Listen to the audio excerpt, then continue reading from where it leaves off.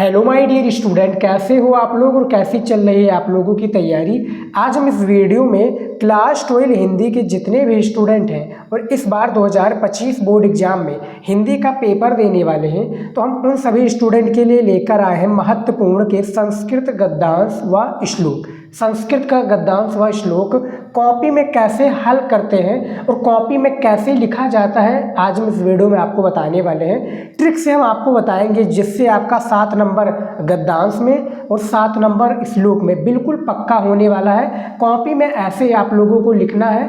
Topper जो होता है सेम इसी तरीके से लिखता है और जिनको नहीं आता है वो भी इस वीडियो को देखें, क्योंकि ट्रिक से हम बताने वाले हैं। तो संस्कृत का गद्यांश और श्लोक में आज का वीडियो देखने के बाद में आपका सारा डाउट क्लियर होने वाला है। सबसे पहले क्या दिया हुआ है, कॉपी दिया हुआ है। कॉपी के दूसरी साइड यानी यहाँ पर आप देख सकते हैं, इस साइड मैंने ज़्यादा नहीं लाइनों को क्या है एक प्रकार से डंडी को खींचा है। इस साइड मैंने एक पटरी की सहायता से डंडी की सहायता से ब्लैक स्केच से इस लाइन को खींच दिया है। बोर्ड एग्जाम में भी सेम आपको इसी तरीके से करना है। अब देखते हैं गद्यांश से जो क्वेश्चन आएगा किस तरह से आएगा। ये देखिए क्वेश्चन आपका कुछ इस तरीके से पूछा जाएगा। यहाँ पर देख सकते हैं क्या पूछा गया है। ये देखिए 6 नंबर कि संस्कृत साहित्य, ये ऐसा आपका संस्कृत का गद्यांश दिया होगा। बोर्ड एग्जाम में 2 गद्यांश दिए जाते हैं अथवा करके, ठीक है, अथवा करके 2 आपके संस्कृत के गद्यांश दिए जाएंगे। आपको करना क्या रहेगा, इसमें आपको क्या है संदर्भ लिखना पड़ेगा, ठीक है प्यारे विद्यार्थी, आपको संदर्भ लिखना है और इसका हिंदी में अनुवाद करना है, यानी इसका पूरा ये जो सारी चीज़ें इसका हिंदी में आपको मीनिंग बताना है, ठीक है। जैसे कि संस्कृत साहित्य, तो ठीक है संस्कृत साहित्य के आदि कवि वाल्मीकि, महर्षि वेद व्यास और कवि गुरुकुल कालिदास, इन सभी चीज़ें यानी हिंदी में आपको ये सारी चीज़ें बतानी रहेंगी, ठीक है। अब यहाँ पर संदर्भ लिखना है कि ये किस चैप्टर से लिया गया है। तो चलिए मैं आपको लिखना बता देता हूँ। अथवा करके 2 दिए जाते हैं, एक आपका ये दिया जाएगा और मान लीजिए कि एक ये दिया गया और एक ये दिया गया, ठीक है। तो आपको पहचानना रहेगा कि किस चैप्टर से लिया गया है। तो जब आप पढ़े रहेंगे तो आप ये सारी चीज़ें जान पाएंगे। अब चलिए देखते हैं कैसे हल किया जाता है। तो जैसा कि हमने आपको प्यारे विद्यार्थी बताया कि बोर्ड एग्जाम में क्या है 2 आपके श्लोक दिए जाते हैं, तो हमें यहाँ पर संकेत डालना पड़ेगा, ठीक है। सेम इसी प्रकार से बोर्ड परीक्षा में और कॉपी में भी आपको सेम इसी तरीके से संकेत लिखना है। अब देखिए संकेत होता क्या है, बेसिकली मैं आपको बता दूं स्टूडेंट, संकेत ये होता है कि एग्जामिनर को पता चल जाता है कि विद्यार्थी ने पहला वाला गद्यांश को हल किया है या दूसरा वाला। तो संकेत में करेंगे क्या, आप सिंपल सा जो ये लाइन है यानी संस्कृत साहित्य है ना, ये आगे का एक लाइन, इसको उठाकर उस पर लिख देंगे और लास्ट का ये वाला लाइन लास्ट में लिख देंगे। चलिए मैं लिख कर दिखा देता हूँ कैसे लिखना है। देखिए संस्कृत, ठीक है, इस तरह से संस्कृत, ठीक है, समझ में आ गया। संस्कृत साहित्य, संस्कृत साहित्य, ये देखिए संस्कृत साहित्य, ठीक है, संस्कृत साहित्य इस तरह से हमने लिख दिया संस्कृत साहित्य। उसके बाद में ऐसे डॉट डॉट कर देंगे और लास्ट में हमें क्या लिखना है, गीवाण भारती इति, इस तरह से हम कर देंगे यहाँ पर। देखिए ऐसे ही बोर्ड एग्जाम में आप लोगों को भी लिखना है, ताकि एग्जामिनर, देखिए ऐसा होता क्या है कि एग्जामिनर पहचान जाता है, क्योंकि उसको बहुत सारी कॉपी चेक करनी होती है, तो एक क्लू मिल जाता है कि बच्चे ने ये वाला हल किया है, तो उसको क्या है 7 नंबर देकर वो आगे बढ़ जाता है। नहीं तो भैया पढ़ेगा तो उसमें गलती निकालेगा और गलती निकालेगा तो नंबर भी कटेंगे, ठीक है। संकेत डाल दिया। अब एग्जामिनर को पता चल जाए कि बालक ने ये वाला जो है संस्कृत के गद्यांश को हल किया है, ठीक है। अब हमें क्या करना है, संदर्भ लिखना है। तो संदर्भ के लिए हम करेंगे क्या, यहाँ पर ऐसे ब्लैक पेन से हम संदर्भ लिख देंगे, ठीक है। संदर्भ हमने लिख दिया। इसके बाद में क्या करेंगे, जो ब्लैक स्केच है, देखिए हमने कहा था ना कि ब्लैक स्केच का भी आपको प्रयोग करना पड़ेगा, तो इसके लिए क्या करना पड़ेगा, इसके लिए अंडरलाइन होता है, ठीक है, ये अंडरलाइन होता है ताकि दिखने में जो हमारी कॉपी है वो सुंदर लगे। और सुंदर जब लगेगी भैया तो एग्जामिनर भी इम्प्रेस होगा, देखेगा कि बच्चे को तरीका है, साफ सुथरी सी कॉपी लिखिएगा। बोर्ड एग्जाम में काट पीट कोई भी मत कीजिए, काट पीट करेंगे तो वहाँ पर भैया भद्दा दिखेगा कॉपी, और भद्दा दिखेगा तो समझ लीजिए नंबर भी कटेगा, ठीक है। तो प्यार से लिखिए, काट पीट मत कीजिए। मान लीजिए कि कोई गलत हो जाता है वर्ड, तो मैं आगे आपको बताता हूँ कि कैसे आपको उसको लिखना है, ठीक है, उसको कैसे मैनेज करना है ताकि दिखने में भी अच्छा लगे और कोई गलती ना निकले। तो संदर्भ के लिए क्या करेंगे कि प्रस्तुत गद्यांश, ठीक है, राइटिंग से लिखिएगा और दूर दूर लिखिए, प्रस्तुत गद्यांश, प्रस्तुत गद्यांश हमारी पाठ्य पुस्तक, हमारी पाठ्य पुस्तक हमारी, यहाँ पर देखिए पाठ्य पुस्तक हमारी पाठ्य पुस्तक के, अब यहाँ पर हमें क्या है, ब्लैक पेन का प्रयोग करना है। संस्कृत भाग के संस्कृत भाग, ठीक है, संस्कृत भाग, इसको हम क्या कर देंगे, अंडरलाइन कर देंगे के।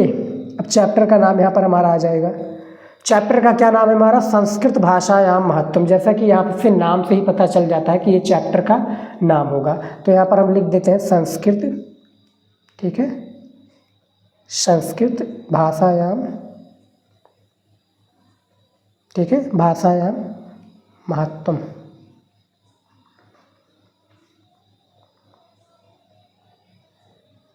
महत्वम, ठीक है, ये हो गया संस्कृत भाषायाम महत्वम। इसको भी अंडरलाइन कर दीजिए, नहीं तो कोई बात नहीं, कर दीजिए तो ज़्यादा बेटर रहेगा।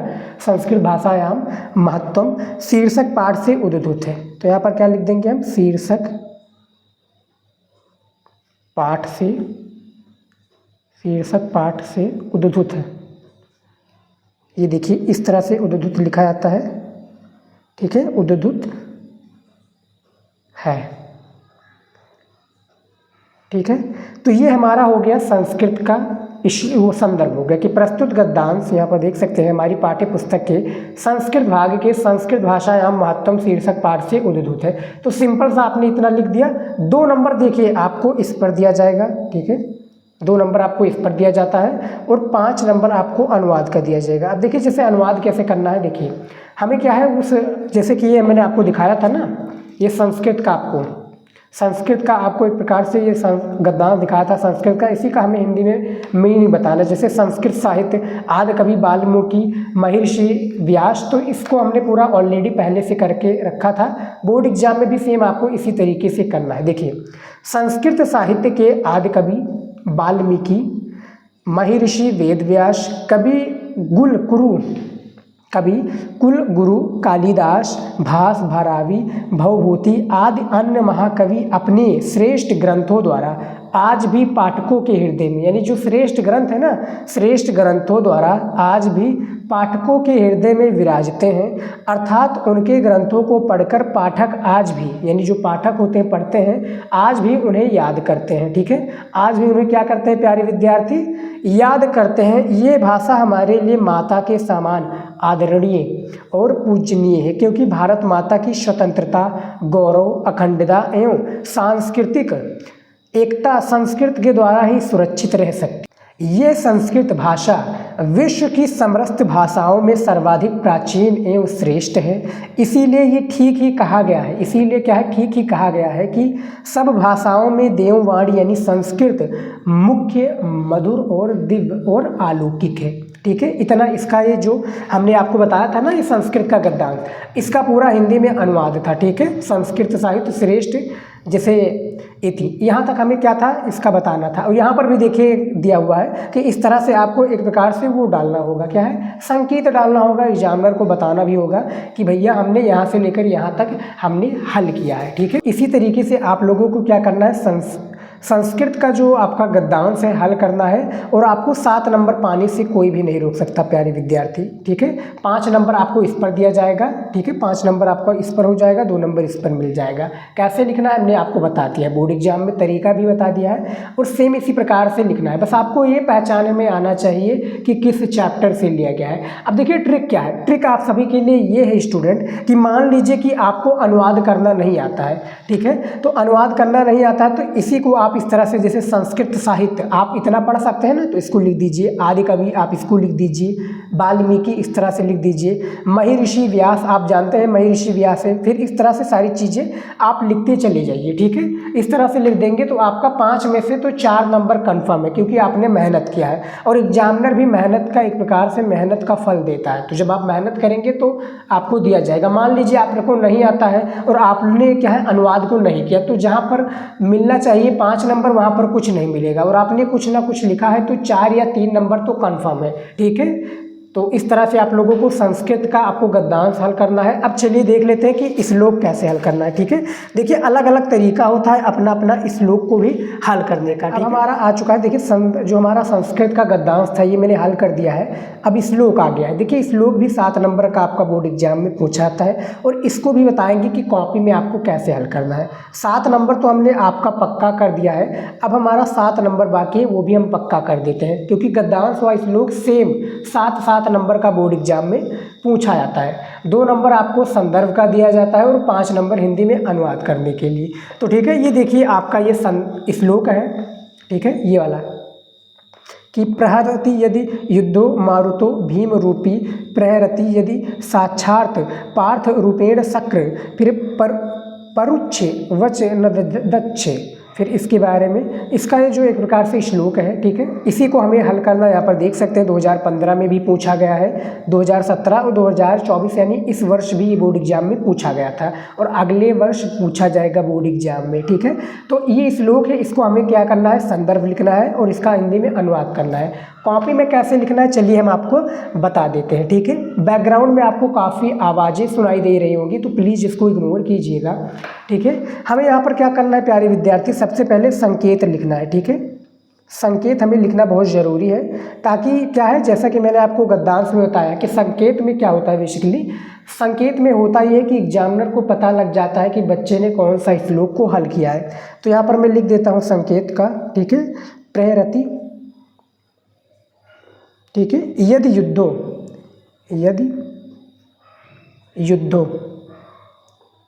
ठीक है, इसको ऐसे ऐसे डॉट डॉट कर देंगे। लास्ट में जो हमारा क्या आता है, स्वराज्य,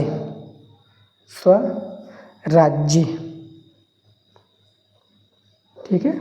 अब एग्जामिनर को कोई दिक्कत नहीं होगी कि बच्चे ने कौन सा किया है, अब उसको पता चल जाएगा कि बच्चे ने सेकंड वाला किया है या फर्स्ट वाला किया है।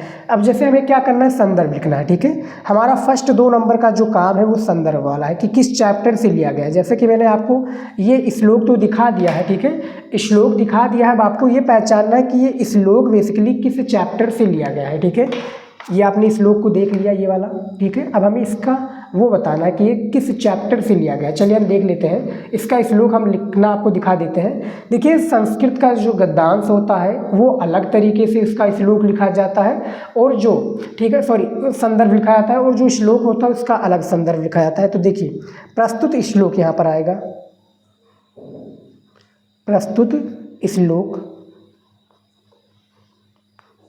प्रस्तुत श्लोक हमारी पाठ्य पुस्तक, ठीक है, हमारी पाठ्य पुस्तक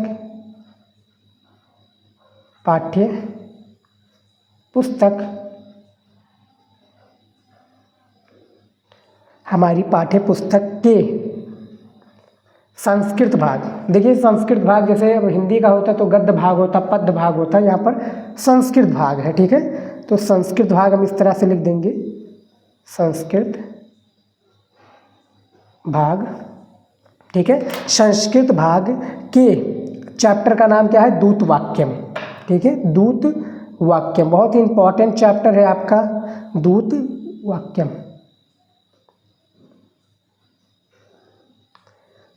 दूत वाक्यम इसको अंडरलाइन कर देंगे। ठीक है, दूत वाक्यम पाठ से लिया गया है, पाठ से लिया गया है। ठीक है, यहाँ तक हमारा संदर्भ हो गया। अब यहाँ पर हमें 2 नंबर मिल जाएगा। ठीक है, 2 नंबर हमारा कोई भी नहीं कट करेगा जब हम इस तरह से संदर्भ लिखेंगे श्लोक का कि प्रस्तुत श्लोक हमारी पाठ्य पुस्तक के संस्कृत भाग के दूत वाक्यम पाठ से लिया गया है। ये श्लोक लिखने का सबसे बेहतरीन तरीका है स्टूडेंट, श्लोक में संदर्भ लिखने का। ठीक है, अलग अलग होता है सबका तरीका। अब चलिए देख लेते हैं अनुवाद। देखिए इसका अनुवाद ज़्यादा बड़े में नहीं हमें देना है। ठीक है, तो हम क्या करेंगे, यहाँ पर लिख देंगे अनुवाद। ठीक है, ब्लैक पेन से लिखेंगे अनुवाद, फिर नीचे अंडरलाइन करेंगे हम ब्लैक स्केच से। ठीक है, ये देखिए ब्लैक स्केच इससे अंडरलाइन कर देंगे ताकि दिखने में अच्छा लगे। ठीक है, अनुवाद लिख दिया है। अब हमें क्या करना है स्टूडेंट, मैं एक बार फिर से दिखा दूं आपको। ये देखिए ये जो हमारा श्लोक है ना, यहाँ से लेकर यहाँ तक, इसका हमें हिंदी में पूरा अर्थ बताना है। ये इसका अनुवाद दिया है, इसी को हमें लिखना है। तो चलिए मैं लिखकर आपको दिखा देता हूँ कि यदि युद्ध में भीम के रूप में, यहाँ पर देखिए, यदि युद्ध में, यदि युद्ध में भीम, यदि युद्ध में भीम, ठीक है, भीम, यहाँ पर देखिए, यदि युद्ध में भीम के रूप में स्वयं, भीम के रूप में स्वयं, ठीक है, यहाँ पर लिख देंगे हम स्वयं, ठीक है, स्वयं वायु देवता, स्वयं वायु देवता यहाँ पर हो गया, ठीक है, वायु देवता आपने समझ लिया, इतना आप समझ सकते हैं। राइटिंग से लिखिए वायु देवता भी प्रहार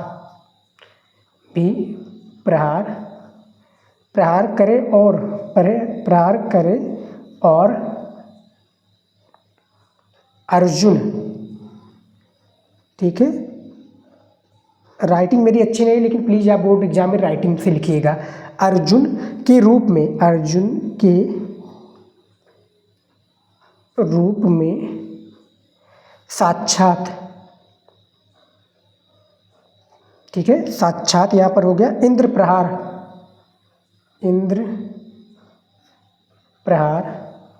ठीक है, ये हो गया इंद्र प्रहार करे तो, ठीक है, यहाँ पर लिख दिया हमने करे तो भी ये कठोर, यहाँ पर लिख देते हैं हम कठोर, ठीक है, दूर दूर लिखिएगा ताकि दिखने में अच्छा लगे। कठोर वचन बोलने में,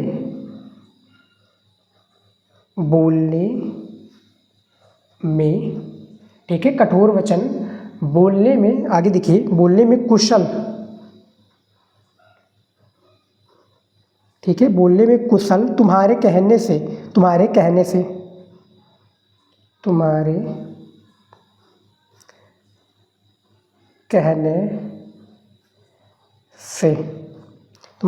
से अपने, यहाँ पर देखिए ब्रैकेट के अंदर है अपने, ठीक है, पिता द्वारा,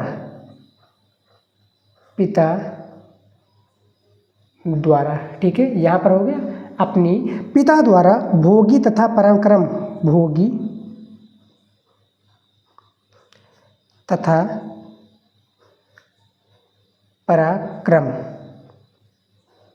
पराक्रम से रक्षित,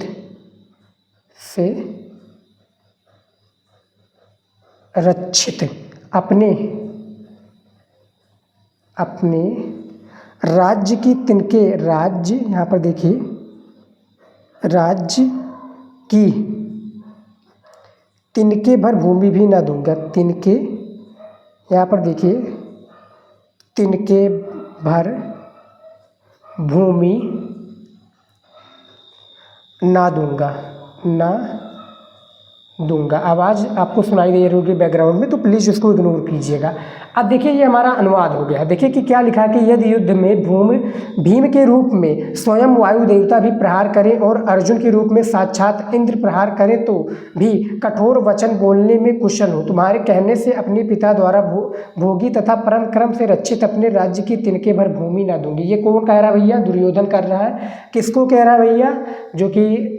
जो है उनको कह रहा है, जो है किसको? अर्जुन और उसके पांचों पांडव भाइयों को, जो उनका क्या नाम है भैया, जो है धर्मराज ऐसे कहा नहीं जाता ना, तो वो कह रहा है भैया 5 गाँव का एक प्रकार से प्रस्ताव था। 5 गाँव को भैया कहता है कि भैया हम एक तिनके भर ना दूंगा। तो ये इसमें बताया गया है, जो कि इस श्लोक में बताया गया है पूर्ण रूप से। ये यहाँ पर आप देख सकते हैं, इस श्लोक रूप में बताया था और ऐसे ही आप लोगों को कॉपी में लिखना है जिस तरह से मैंने लिखा है। ठीक है प्यारे विद्यार्थी, संदर्भ भी आप लोग इसी तरीके से लिखिएगा और अनुवाद भी लिखिएगा। देखिए देख सकते हैं किस तरह से मैंने अनुवाद लिखा, ताकि पढ़ने में भी कोई दिक्कत ना हो और एग्जामिनर भी पूरा नंबर यहाँ पर देगा, एक भी नंबर नहीं कट करेगा जब आप लोग ऐसे कॉपी में लिखेंगे। ठीक है, ट्रिक हमारा वही है, सेम प्रोसेस है कि मान लीजिए नहीं आता अनुवाद करना तो भी आप उसको क्या है घुमा फिराकर थोड़ा थोड़ा बनाकर लिख देंगे, तब भी आपका 7 में से 5 में से, इसमें 5 नंबर मिलता है ना, तो 5 में से तो 4 या 3 नंबर तो फिक्स है। लिखिएगा जरूर, छोड़िएगा मत। ठीक है स्टूडेंट, तो ये हमारा संस्कृत का श्लोक हो गया है।